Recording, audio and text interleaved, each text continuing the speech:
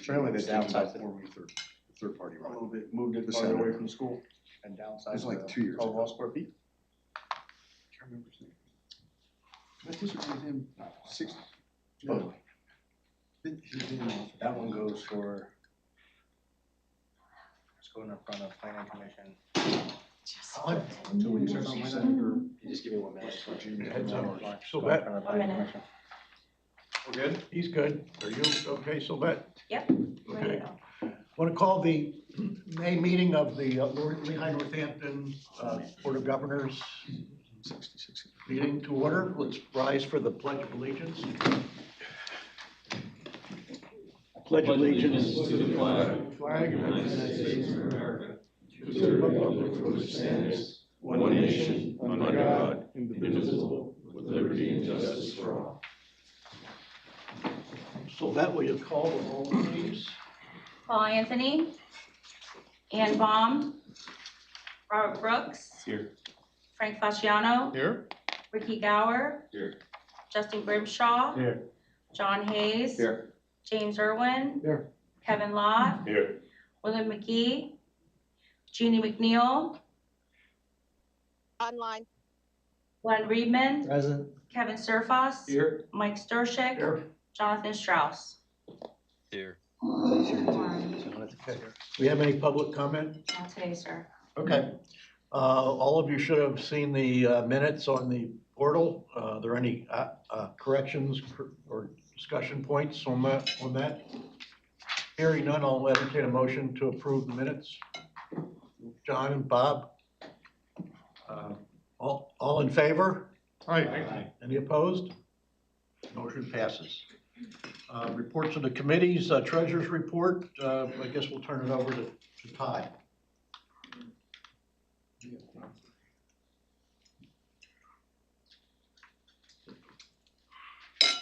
Afternoon, everyone. Always start off with our traffic. And our traffic through April is the 3rd best on record all time. You can see that it's down a little bit from last year, but again, all things considered, moving quite along. Americans doing well on the bus and no United now. So that's really, aircraft traffic's about flat. Quick question on the bus traffic, Todd. Is American thinking about a 7th bus? Not that we've heard. Fair. Everything I hear about it, everybody loves it. Fairness to our peers, well, we tend to do better on our throughput, which going to the checkpoint. Obviously, our seats are down from same time last year compared to all airports, which are up a little bit. Same thing on our peers. Our peers are about break even on seats. We're down a little bit, as I mentioned a minute ago. But throughput, we're doing significantly better than our peer average. I assume that Latrobe is before Spirit pulled out. You'll see those change next month. Yeah, you'll see it, but that's kind of year to date. Yeah, Spirit was 85% of Latrobe and 95 of Atlantic City. They're 100% of Latrobe. Oh, okay. Yeah. So Latrobe's gonna drop. Yeah, But you'll see it, but that's Breeze is reflected in the still flat numbers out, year to Atlantic date. City. Penalty drop down. Penalties. Yeah, they'll definitely drop down. What about Which means we move up. Nothing at this point. There you go. They're trying, but. Aren't they in the middle of a What rehab airline program? does Long Island have that? Darren, you want to answer these Say again, questions? I'm sorry. JetBlue. What does Long Island have that keeps them above us? Yeah, it's probably the JetBlue tries. JetBlue is JetBlue. probably most of it. It's JetBlue expansion. Okay. Any questions? Any more questions? Harrisburg has. Month of April, we had a good month. 418 in net income. A lot of that driven by net revenues, which is always a good thing. Year to date, we're moving quite along. We are a little bit ahead of where we were last year. If you take out the CARES. So keep moving along. That's good stuff. But that number again is a little bit less than we've done the last few years when you average it. 2025 was actually the worst of the 4 months, but overall we're kind of in that same pattern, 1.2 1.4 range for the last 3-4 years. Breaking down where the profit centers are, number one is parking, as always, and then you can kind of see what's going on with some of our subsidy on our rates when you get down to airfield and terminal down near the bottom. Budget variances, aviation services, employee benefits, we've talked about this before, and net interest are the top ones there. Then breaking in. Question on, kind of sort of related question. When are our interest rate fixes up for reset on the bonds? On our bonds? Yeah, we have we just We just did the 2015, so they're not up for reset. Our next resets would be 2028. Okay. And that would be the hanger. That would be the next one coming through. I was just asking, because long end of the curve's going the wrong direction, so. No, We got a while to go. we got a little bit before they reset. Great question, thank you. So breaking it down between personnel and non-personnel, you can see we're down a little bit versus budget, and non-personnel pretty much neck and neck with budget, just a little bit below. And then our cash, 180 is our reserve, minimum reserve number, and we're still comparing it to 2024 because we haven't gotten the 2025 numbers yet. Once we have that, we'll update the numbers. Any questions? Good month. Try to keep these things short and sweet when you have a good month, right? That's right. Thanks, Todd. Sure. We have a motion to accept the financial report. Frank, is there a second? Jim? Any discussion? All in favor? Aye. Aye. Any opposed? Aye. Motion passes. Thank you. Who's going to do the audit? Todd, you going to stay there for the audit? Yeah, I'll say for audit, I don't know if we have any exhibits up. Scott Nickerson, our auditor, is on the line. He went through it in depth last week in our committee meetings. The good news is we had a clean audit, unmodified. That's what you're looking for. It really shows that the financials that we do on a regular basis are representative of the overall organization's financial situation, and they're presented fairly. So you're getting good information. That's the long and short of it. We've had a pretty good run as far as unmodified clean audits, which is a great thing. So a lot of organizations don't have that. And while I'm up here, I do want to acknowledge the work of Shane and the rest of the team. It's a lot of work that they do. So we don't take those things for granted, and it's a lot of hard work behind the scenes. So thank you to those folks. And Scott's on the line. I don't know if he wants to add anything other than good news, right, Scott? You covered it well, Todd. I just want to thank management as well. And we did go through financial results and also some, peer comparisons as far as financial related items that are of interest to the committee. So I was happy to present to them last week and happy to answer any questions the board might have. Yeah, I would add to what Todd had said, a couple things. Number one, clean audit, which is always a good thing. Where I always focus are, do we have any material adjusting entries? And the reason why I focus on that is because we make decisions during the course of the year based on the quality of the financial information we receive. Monthly information, for example, Todd just went through. If there are material adjusting entries at the end of the year, that puts into question the credibility of the information that we're relying on to make those decisions during the course of the year. We get good information, and that's critical. I saw Scott shake his head. We had no material adjusting entries this year. I know we had one for depreciation or retirement of equipment, which is going to happen. That one did not concern me because that isn't a credibility of financial information issue. The second, we always ask our external auditors to focus on this in particular. Everybody understands the reliance we have on grant income, grant receipts. And if we don't get the grants for which we are relying, that gets painful very, very quickly. And we've got, management's got a great team in place, great process in place to make sure that we are getting the grant receipts that we are entitled to, that we file whatever we need to do to qualify for those grants and manage that process effectively. That's a key component to our overall operation. So that's an area that we always focus on as well to make sure that we don't have any hiccups there. So I echo what Todd and what Scott had said. Kudos to the team because the information we get is quality information. We can rely on it, and it's key to the performance of the airport authority. Scott, any closing thoughts? No, I think everything I heard is right on point, and happy to work with the organization once again this year. Thank you. Thank you, Scott. All right. Is there a motion to accept the 2025 financial audit report? John? Yep. Motion second. Ricky? Any discussion? Hearing none, all in favor? Aye. Aye. Any opposed?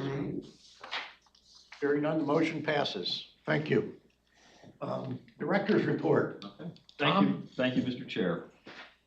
So Todd ran us through the numbers through April, just taking a look at where we are shaping up right now in May. Nationally, checkpoints are up about 3%. Here locally, so far this month, we're also up about 3% in throughput. Looking ahead at our June schedule with all our airline and bus seats, we're up about 4.6%. Domestically, June is actually down about 1.5%. Taking a look at some of the things that we've been working on since our last meeting on April 28th. On May 4th, we hosted the Commonwealth Charter Academy. We had 9 students for an aviation tour here. On May 14th, we hosted the Executive Education Academy Charter School for another aviation tour, 7 students on that one. We presented at Good Shepherd Rehab Center Valley on a program they've had annually, Traveling with a Disability. So we bring a group of folks from the airport team, as well as TSA, some of the air carriers, and talk a little bit about some tips about traveling.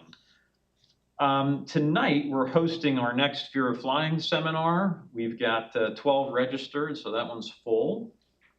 As we look ahead to what's sort of coming up here, on May 28th, team is attending a STEAM Expo at Orfield Middle School in Parkland School District. May 30th, we're hosting the 2nd annual Girls in Flight event at Queen City Airport.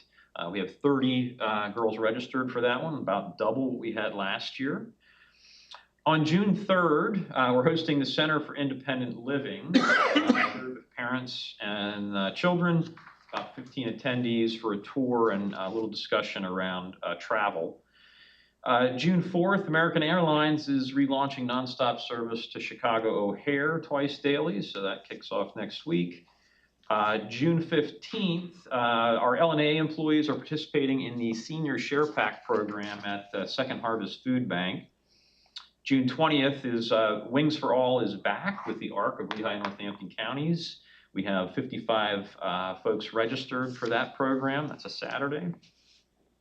And June 29th, we're hosting a blood drive with Miller Keystone. That'll be the Blood Mobile here at ABE. And that concludes my report, Mr. Chair. Happy to answer any questions. Any questions for Tom? I know I have one, but anybody else? Just a comment. I'm glad to see you guys aren't busy. A lot of stuff you got going on. It's the summertime. Yeah, no, it's been great. So we're looking forward to a busy summer. My question is, are there any lessons that we need to learn from Latrobe and losing 100% of their commercial flights to an airline that went bust? Yeah. I mean, listen, Spirit was around for over 30 years. We can opine about the reasons why they're not here anymore. But I do think, when we look at a portfolio of airports, and we've heard this from our air service consultant, that we have at an airport our size, I think we're fortunate to have service that we have. We have good representation from the legacy carriers. We have a very strong low-cost carrier option, a good partner here who's established as a base, who's been here over 20 years. Lessons to learn is, again, it's a tough market. It's changed a lot fewer airlines today than there were 10 years ago. And so, it's really about continuing, as Todd talks about this, continuing to be good partners, paying attention to the things that help drive the service here from an air service development perspective, but also making sure our costs are in line, doing everything we can to be a good partner with those carriers. But it's a difficult business. I know an article was circulated about Spirit and some of the airline environment. It's a difficult business, and we do hear that a lot from our partners. So anything we can do to be a good partner, I think, is critical. Yeah, I just saw an article in the paper today about so the refineries are cranking out jet fuel instead of gasoline. Yeah. I mean, Jet fuel doesn't have a long shelf life, Yeah. so you can't store it like you can gas. so, That I would add to what Tom had said, and this is a general business comment that all businesses face. We have a good balance now between the legacy carriers and Allegiant. A heavier weighting in terms of Allegiant would be increased risk because you've got more eggs in one basket. It's something we've talked about, something everybody that looks at the traffic sees. So I'm not talking about anything out of turn, but that's why, and I know the team does this, you report on it, talking to and consistently talking with the legacy carriers about increasing their volume here as well. We've got the capacity to do that, and to keep that balance would be critical. Yep. So the other fun part about Latrobe is they're in the middle of a renovation of their terminal. Yeah. And now they don't have anybody in their terminal. It's a tough spot. Yeah. Look at that work done I quickly. guess it's a good time to renovate if there's nobody there. Anything to work around. Any other questions for Tom? Okay, thank you. Elizabeth, Solicitor's Report, and if you Yes, Mr. might, Chair. please talk a little bit about our egregious stormwater non-tax All staff. right, well, it's a tax. So finally, that opinion Is that came in out. exec session or not? No, No, this is the opinion Okay. of the PA Supreme Court. Mm-hmm. So in the Westchester litigation, which is similar to the case that the LNAA has against the city of Allentown, the court decided that there was no contract between the user of the stormwater management system and the borough of Westchester, and that as a tax immune entity, the university system and Westchester University did not have to pay what was called the stormwater management fee. So they did focus on, a lack of contractual arrangement, also that there was no way of knowing how much or how little any one user used the system, and so it's not. They compared it to, it's not a fee for service because of those reasons, that it's more general. Also, they focus on the breadth of the statute or the ordinance itself, and that simply having property with a building in the borough subjected you to this, and also that the money was used in ways for just general beautification. So it looked more like a public action taken by the borough in using these fees and how they use them for the benefit of all, not just any one property user in relation to the fee paid. So the next steps for us are to try to resolve on our matter with the city, and I'll report back on that. I have reached out via email just at this point, so I'll make a call and we'll see where that takes us. See when the check's coming. Yeah. Todd, from a financial perspective, does that make what we paid under protest a receivable now? In theory, yes, as long as we get the money. You know what happens. This is gonna get appealed. This is gonna be forever. I don't know if you're recording receivable or you're recording income. Yeah. I'm not sure. I asked. But you end up writing off receivables. Yeah. Well, it can't be appealed any longer because it doesn't invoke any sort of federal question, and we're at the Pennsylvania Supreme Court level. So this is the decision now. Oh, okay. There was a dissenting opinion, and that doesn't carry the day, but it kind of signals where the thought process are and what may come next. And so the dissenter, I'm not sure exactly the justice, but said that it should be remanded to consider that proportionality between how the system was used and how much it would cost to use the system, and also focus on the fact that the university did not seek, like the mitigation, did not seek a credit and did not use that sort of appeal system that was built into the ordinance. But again, so at this point, it would be up to the legislature to make any changes.